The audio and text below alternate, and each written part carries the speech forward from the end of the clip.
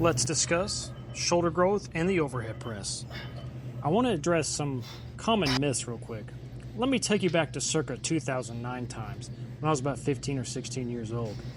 I had just read Charles Poliquin's book, a very famous strength and bodybuilding coach.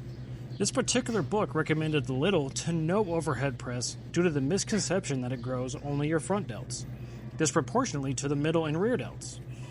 And also, Vince Gironda, a legend in bodybuilding, also claims that this was not a deltoid exercise primarily for aesthetics. This is the first myth I had learned. Oh, and like and subscribe if you'd like to. And anecdotally, I grew my delts the most when I finally learned the press and grew it from a measly 65 pounds to 185 pounds respectively. The overhead press does increase size in all heads of the delts. You can even see my rear delts heads firing when I raise the bar on some of these. The entire shoulder girdle benefits from OHP.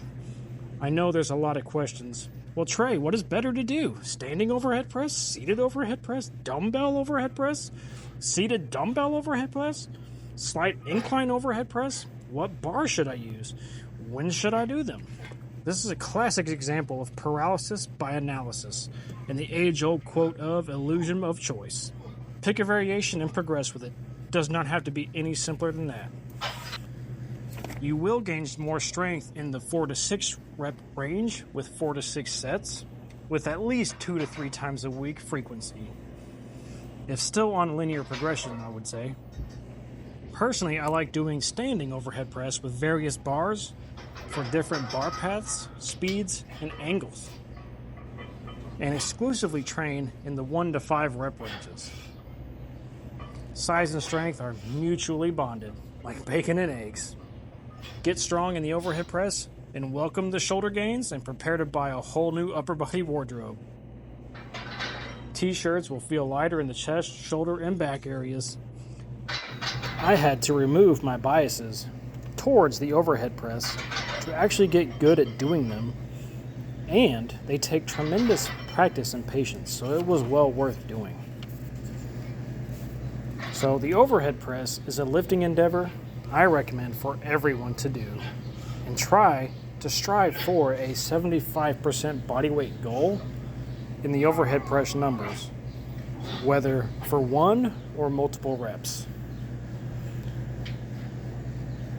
I am more than happy to make more content on them and perform real-time how-to videos for the OHP. I've been a strength coach for 15 years, and I've seen all the highs and the lows with thousands of hours of training others in the gym. And I wish to spread my knowledge onto everyone else. Please feel free to hit me up with any questions you might have, and feel free to put anything in the comments, whether good or bad, I don't care. Talking lifting is literally my favorite thing to do, and I will always be doing it. Not only is the overhead press a shoulder and delt exercise, it really targets the upper back, traps, rhomboids, external and internal rotators, the triceps, specifically the lateral head of the tricep. The OHP also grows the upper chest a considerable amount. I don't have an incline bench in my garage gym, so I specifically rely on standing overhead press for my upper chest development. And it's been working quite well for them, I would say. I also believe the overhead press has more of a carryover to your incline barbell presses. Once you work up to a decent amount of weight, what I found is a slight lean back helps pop it off your chest, and then the OHP slightly mimics an incline press for just a moment.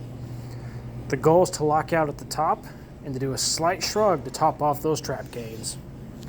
And I would like to thank you if you made it this far to the video. Much appreciated.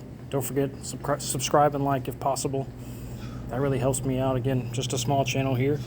And enjoy the rest of some overhead press B footage here. Again, thank you for viewing.